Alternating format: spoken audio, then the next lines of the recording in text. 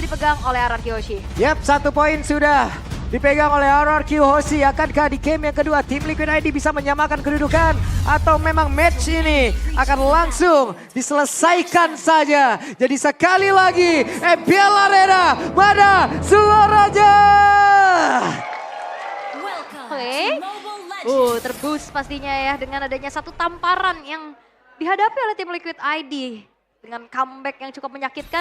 Sementara head to head antara kedua belah gold laner sekarang sudah terlihat nih. Aaron Chiki yang gak gentar main di depan idolanya. Iya, ganti-gantian emang itu ngasih damage tadi ya. Gitu aja deh. Iya, lu Barter. sekali, gua sekali. Lu sekali, gua sekali. Barter damage. Oh, terdengar ya Viva RRQ di belakang. Tapi ya kalau ngeliat dari landing phase nih Prof KB. Moskow punya power tersendiri mungkin ya di atas dari Nathan. Iya ya, buat early game kayaknya masih fine sih. Mungkin gara-gara ada Spear of Misery itu yang membuat sedikit miskalkulasi dari Skylarnya. Didorong ke belakang dengan efek knockback. Sehingga dia nggak dapetin last hit-nya. Tapi untuk sekarang dengan adanya pemilihan dari Bargain Hunter. Walaupun Skylar nggak dapetin last hit, nggak akan ada jadi masalah. Karena mau gimana pun nanti itemnya akan lebih murah untuk bisa didapatkan oleh Skylar. Oke, dan kalau ngeliat wow Rapture juga ya, ini benar-benar sekarang fokus ke arah damage dulu nih untuk RRQ ya. Kayak Rapture. tadi game 1 lebih ke defensif. Fight panjang, tenacity, tapi sekarang ada cerita yang berbeda juga. Oke, conditional yang mungkin juga ya membawa adanya perbedaan dari segi setelan emblemnya. Sementara masih anteng-anteng aja nih di arah bawah dan Idok udah mulai masuk. Oke, Idok mulai hadir untuk bisa memberikan bantuan terhadap Skylar. Namun satu wave ini tidak ada yang terlewat pula untuk Iron. Nggak ada ya yang hilang satu tapi ya Fabian. Oke, ini tempat berbeda. Rins masih bisa menghadang pergerakan dari Fabian bersama dengan Sujin pula. Oke, dan begitu pun dengan adanya Dairen akan menjadi garda terdepan pastinya. Membuat dari Aran kali ini harus mundur terlebih dahulu. Power clear yang sedang dimaksimalkan dengan adanya Yeskiel dan Widih mencoba untuk langsung membantu karakter Tol yang sudah muncul. Oh ini farming speednya lumayan juga dari Favian karena pemilihan dari Impurage juga kan. Dia jadi lebih gampang untuk mendeliver damage ke area jungle. Sehingga untuk mendapatkan level yang kelima kayak bukan jadi hal yang sulit bagi Favian. Sujin malah sekarang yang harus bisa mengejar level kelima tersebut untuk adu retribution.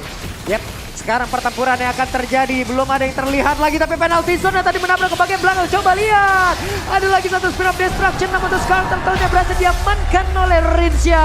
Tapi Dairen di tempat yang berbeda malah menjadi korban susulan pula. Oke, satu tukar satu tapi masalahnya juga Turtle bisa diamankan oleh RRQ. Sementara Idok ini masih men-screening pemain-pemain dari tim Liquid. Yap, dan juga untuk Idok terjebak sendirian di atas tersebut. Akankah langsung mau dihabiskan begitu saja dan benar menjadi milik dari Favian. Namun sekarang Sujinnya langsung dikejar oleh Favian dan Sujin lebih memilih untuk bisa pergi dari area tersebut. Dan Yeskiel akan menjadi korban dan Yeskiel masih selamat. Purify ya. Yang ke-trigger juga pastinya, tapi ternyata di area bottom lane. Oke, entropinya keluar, sedikit lagi yang tersisa. Pertempuran di antara kedua player dan Skylar tidak mau memaksakan keadaan. Wah, ngilu sih ngeliatnya ya. Tapi kalau ngeliat dari game kali ini cukup seimbang dan Sujin ini udah mulai coba untuk bisa targeting terhadap Aran, tapi sepertinya Aran masih belum jadi target yang optimal ya. Ya walaupun mendapatkan turtle yang pertama, tapi level dari Favian sedikit lebih unggul karena dia farming patternnya jauh lebih advance dibandingkan Sujin. Ada beberapa monster jungle yang seperti diambil atau terambil oleh Favian itu sendiri. Sehingga membuat kali ini levelnya pun cukup berimbang. Tapi tinggal tunggu untuk next inisiasinya. Siapa yang akan buka teamfight terlebih dahulu. Karena dari tadi kita lihat Dairen dan juga Idok menjadi garda terdepan yang sangat powerful sekali. Zoning out, flicker Detona's welcome yang gak ragu-ragu langsung targetingnya ke Favian. Dan sebenarnya Stardom Sight untuk bisa memberikan efek cooldown reduction. Agar nanti electrifying beats-nya lebih bisa di-spam juga ketika ada di turtle yang kedua. Sakit banget dan cepat banget juga dengan entropy yang sudah dikeluarkan dan Iron Chiki tetap berada di dalam laning yang dia milikin. Tapi kalau bicara tentang team fight juga, tim Liquid ID harusnya punya keunggulan lebih dengan adanya Chain CC ya, Prof. Dan sisi yang bisa mereka maksimalkan, ada Archater, ada Penalty Zone juga, Mind Eater.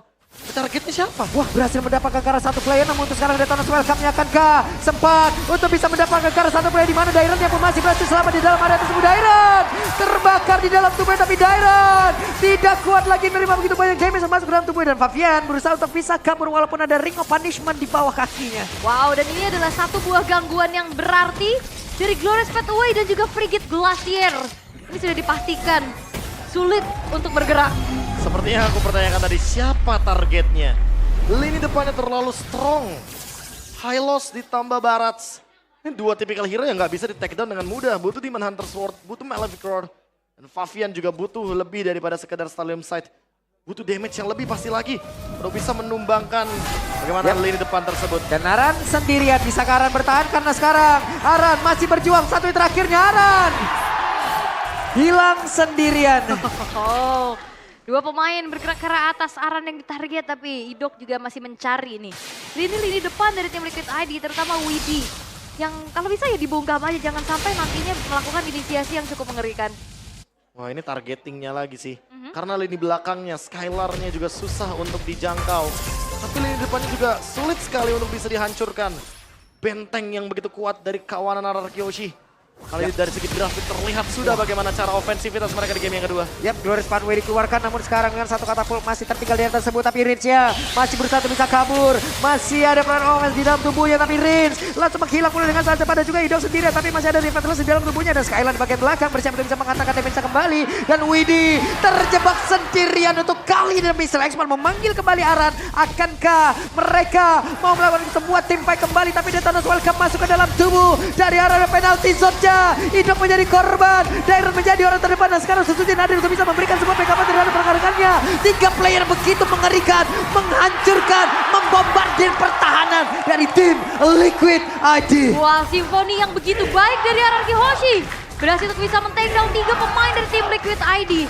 Ternyata pertukaran mencoba untuk dilakukan juga oleh Aaron Shiki bergerak ke arah atas, tapi ternyata Rins siap siaga untuk langsung mengusir dan bahkan outer turret harusnya tetap hancur sih. Ya, itu dia. Bagaimana RRQ Hoshi ketika sudah mendekati menit yang ke-7, mereka akan selalu bermain dengan Nathan. Nathan tipikal hero yang sebenarnya nggak terlalu meta di patch yang sekarang, tapi di tangan RRQ jadi meta. Sujinnya tadi mencoba untuk bisa mendapatkan ke arah dari YSKL, tapi YSKL dengan dominatornya. Dan dia sudah siap untuk bisa menghantarkan damage yang begitu mematikan. Dan bahkan ini untouchable Skylar. Semuanya dijaga dan bahkan kalau ngelihat dari mekaniknya juga dia super safety juga di lane-nya. Sehingga sulit pastinya untuk bisa di pick off oleh pemain-pemain tim Liquid ID. Dan ini dia, Banana. Wih, ada Banana. Halo. Hola Banana. Nah, kunjungi juga channel official streamer MPL ID pastinya ya. Tadi ada Clay, sekarang ada Banana nih. Yap, nih mereka lagi di stream. Semuanya sama udah kayak gitu. Semuanya sama gayanya. Iya, hancurlah sudah, tapi itu sekarang malah mengakibatkan pergerakan yang dimiliki oleh Favian lejap seketika. Wow, dan bahkan kalau ngelihat dari Joy, ini cukup sulit untuk bisa menembus ini belakang. Karena ngelihat dari Dairon ini juga dia punya targeting loh. Yang optimal. Detona's Welcome yang dari tadi sangat on point sekali. Bahkan berkali-kali loh. Dairon dengan Baratsnya mampu untuk men-shutdown pemegang Retribution. Favian yang nggak bisa hadir dan bahkan hilang dari Shiki. Wow. Sakit parah. Wow. Seperti apa yang dilakukan oleh Favian di game yang pertama, sekarang di game yang kedua dibalas oleh Sujin. Wow. Lunas ya. Lunas. Karena memang dari modalnya juga Blade of Despair sebagai item kedua. Plus Rapture juga. Ditambah lagi sekarang dia memiliki Fury Hammer. Ini akan mengerikan sekali dari Sujin. Front to back pun pasti akan dijalankan tentunya. Oke. Sementara untuk bisa men-trigger terlebih dahulu ya untuk pasif-pasif dari base turret. Ini sudah dilakukan bergerak ke arah top lane.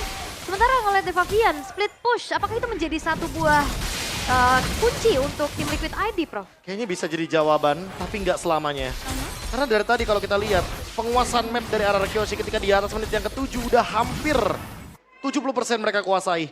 Sehingga mau nggak mau, sekalipun nanti tim Liquid ID keluar, bakal ada geng kecil yang bisa mereka jalankan dengan formasi 3-2. Respon cepat dari RRQ pun pasti bisa dijalankan. Sehingga sekalipun split push terjadi, pasti akan ada korban dari kubu lainnya. Either Aran atau Widi yang bakal dimakan. Oke, frontline-nya ya udah pede banget pastinya dengan item yang sudah mumpuni. Sementara eksekusi terhadap Lord kali ini dilakukan. Tombak numpang lewat. Tidak apa, cuman sambil ngecek juga dan akhirnya Lord menjadi milik dari RRQ Hoshi. Favian? Yap, sementara sekarang Skylar sakit banget damage-nya, coba lihat. Skylar udah pede loh 1v1 bersama dengan Favian. Itu makanya aku bilang kan, gak semua tim bawain Nathan di patch yang sekarang. Tapi RRQ bisa maksimalin Nathan di menit yang ke-7 selalu mereka bareng jalannya sama Nathan. Padahal Nathan hero late game. Yes. Tapi bayangkan di bawah menit 12 Skylar sudah selesai dengan 3 item Holy Crystal di tangan dari Nathan. Ya dan power juga sih memang ya, power pick pastinya untuk Scalar. Dan sekarang Lord akan berjalan di arah tengah. Defensif seperti apa yang harus dibawakan oleh tim Liquid ID, Bro? Yep. Ini defensifnya harus bisa maksimalin gimana Dairen dengan inisiasinya sih. Oke, Glorious Pathway langsung dikeluarkan tapi Idoknya terjebak sendirian di bagian belakang.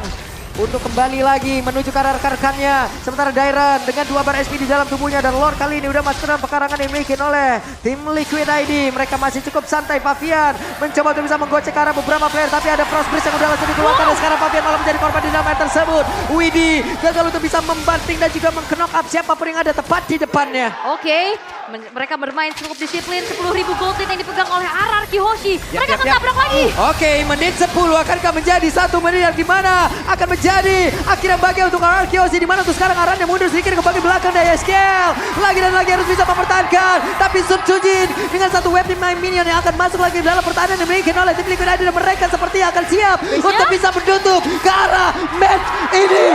2-0 untuk RRQ Hoshi. Dan